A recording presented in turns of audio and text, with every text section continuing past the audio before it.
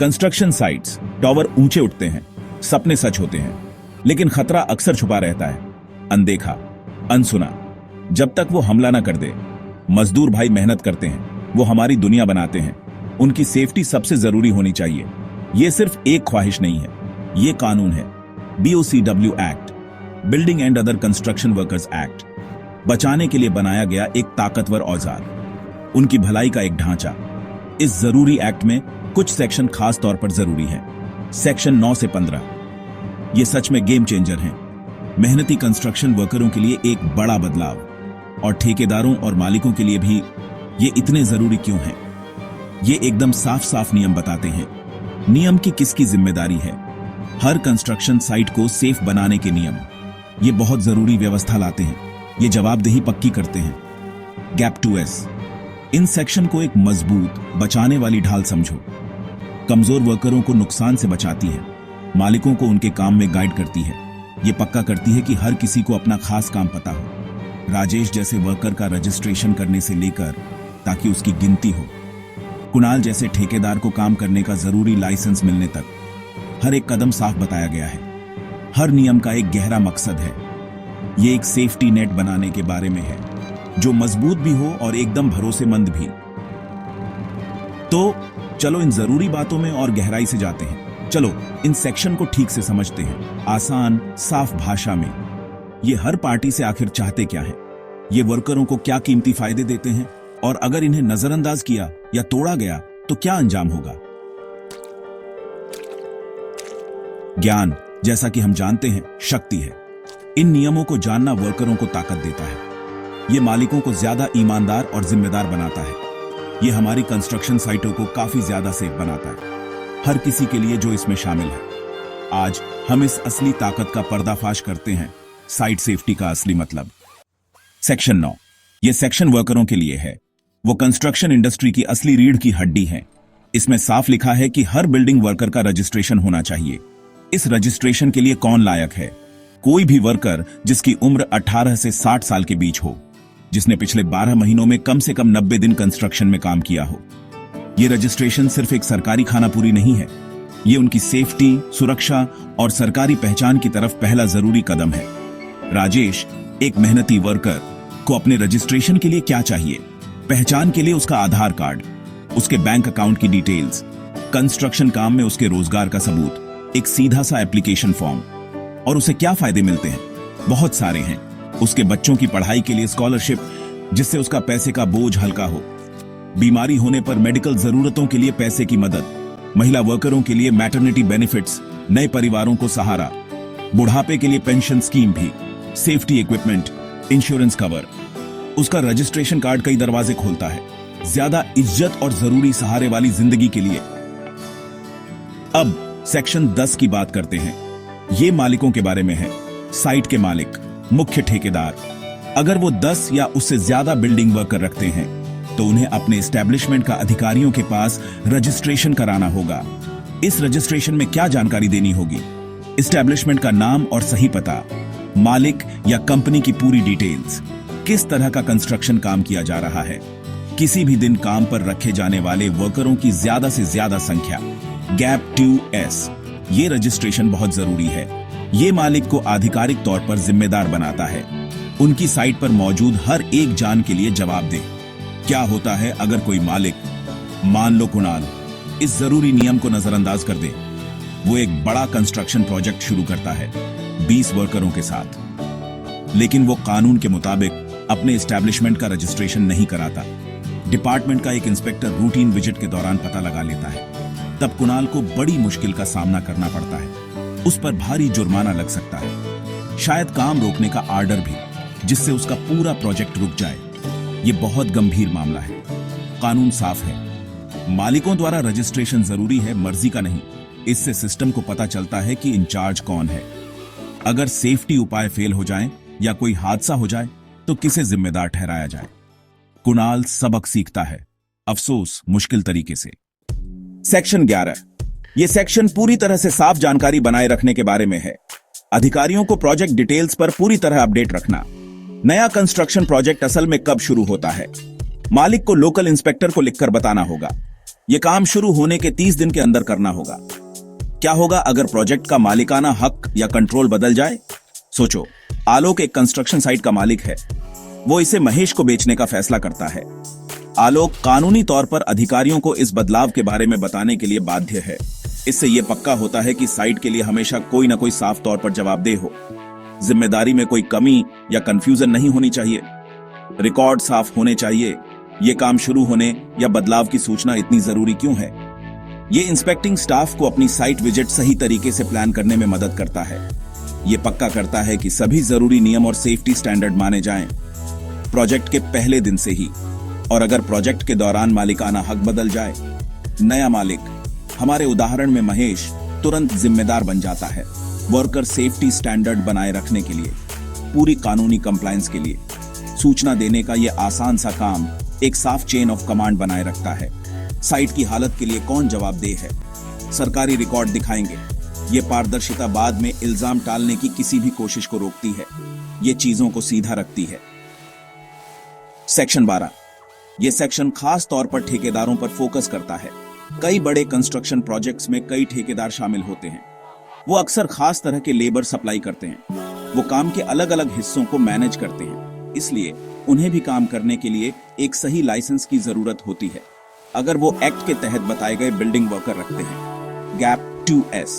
ठेकेदार के लाइसेंस के लिए आमतौर पर कौन से डॉक्यूमेंट्स चाहिए होते हैं? उनकी माली हालत और क्षमता का सबूत, उनकी सेफ्टी पॉलिसियों और तरीकों की डिटेल्स, उनका पिछला परफॉर्मेंस रिकॉर्ड। ये लाइसेंस सिर्फ एक और कागज का टुकड़ा नहीं है।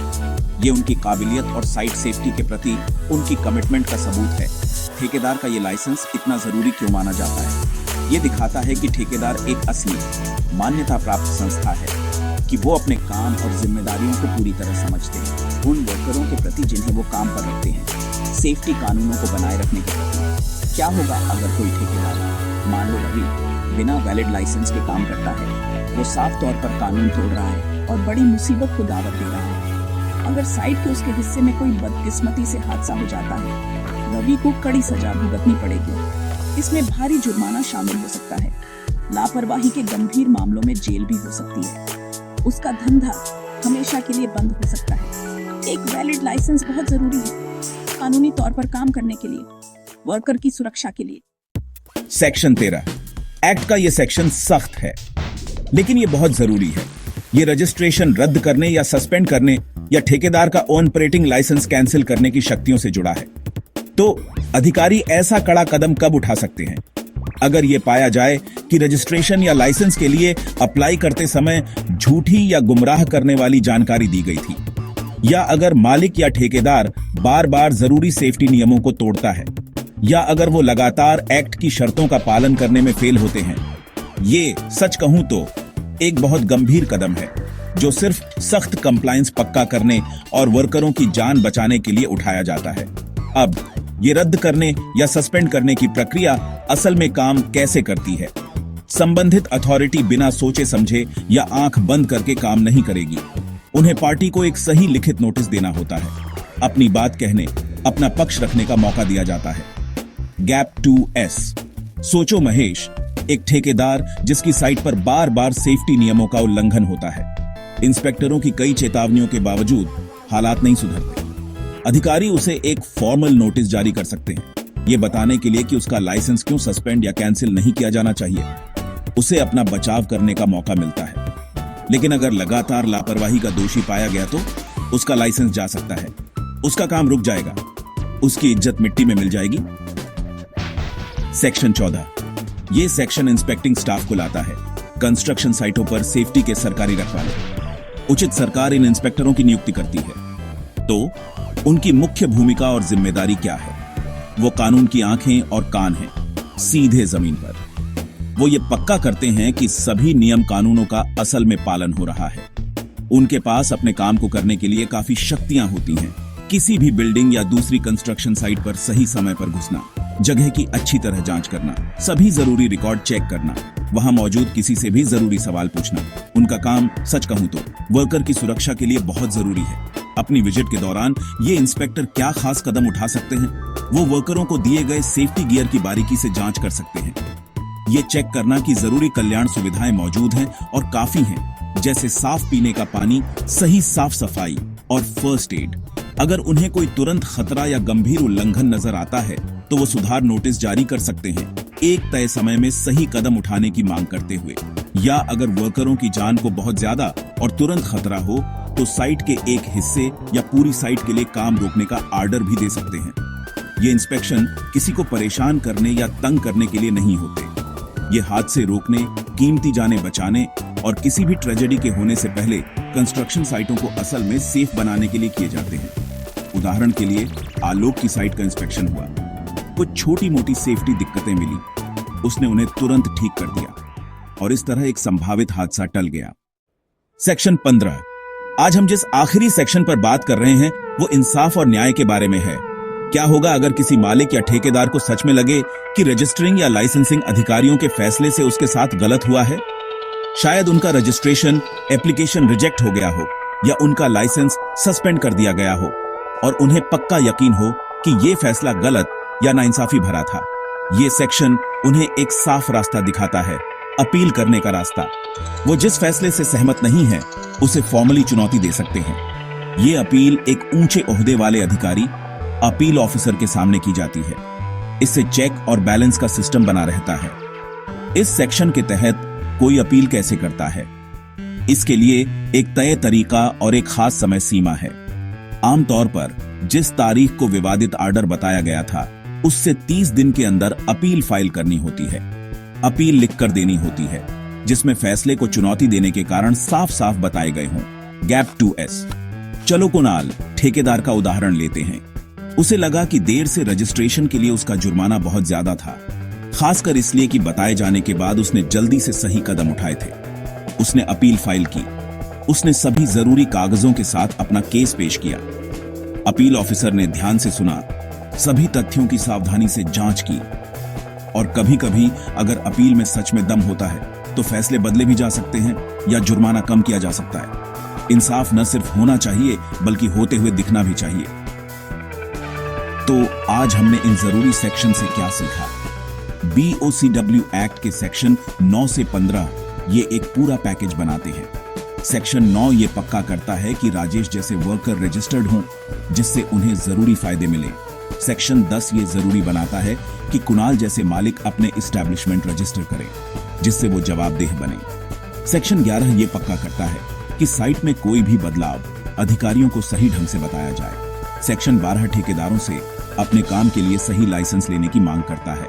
सेक्शन 13 और 14 लाइसेंस कार्रवाई और साइट इंस्पेक्शन के जरिए इसे लागू करने की ताकत देते हैं। और आखिर में सेक्शन 15 अपील के लिए एक तरीका देता है जिससे इंसाफ पक्का हो। साथ मिलकर ये सेक्शन वर्कर सेफ्टी, उनकी भलाई के लिए एक मजबूत और ताकतवर सिस्टम बनाते हैं। ये कानून याद रखना सिर्फ कागज पर छपे शब्द नहीं है, ये असल में देश भर के लाखों कंस्ट्रक्शन वर्करों के लिए जीवन रेखा है। इन नियमों का ध्यान से पालन करना कोई बोझ नहीं है जिससे बचा जाए। ये सभी मालिकों, सभी ठेकेदारों की एक बुनियादी जिम्मेदारी है। इन प्रावधानों को समझना खुद वर्करों के लिए बहुत जरूरी है। आओ हम सब मिलकर इन कानूनों को अपनाएं। आओ हम हर एक कंस्ट्रक्शन साइट पर, चाहे वो बड़ी हो या छोटी, सेफ्टी का एक मजबूत कल्चर बनाएं, क्योंकि हर इंसान की जान कीमती और अनमोल है। एक सेफ कंस्ट्रक्शन साइट का मतलब है वर्करों, उनके परिवारों और सच में पूरे देश के लिए एक ज्यादा सुरक्षित और उज्जवल भविष्य। सावधान रहें, सतर्क रहें, बी अलर्ट, बी विजिलेंट।